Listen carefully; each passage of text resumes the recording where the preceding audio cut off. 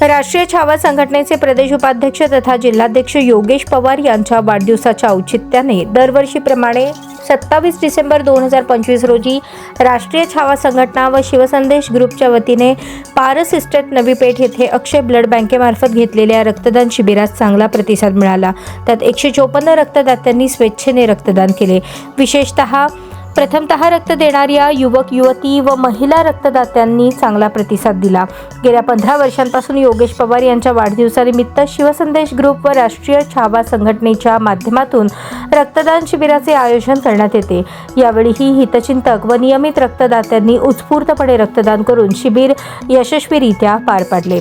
राष्ट्रीय छावा संघटनेतर्फे घेतलेल्या 13 वर्षांच्या रक्तदान शिबिरात वर्षनिहाय झालेले रक्तदान याप्रमाणे 2011 123, 2012 127, 2013 112, 2014 117, 2015 96, 2016 102, 2017 154, 2018 112, 2019 185, 2020 135, 2021 115, 2022 112, 2023 156, 2025 2024 156, 2025 154 जणांनी रक्तदान केले।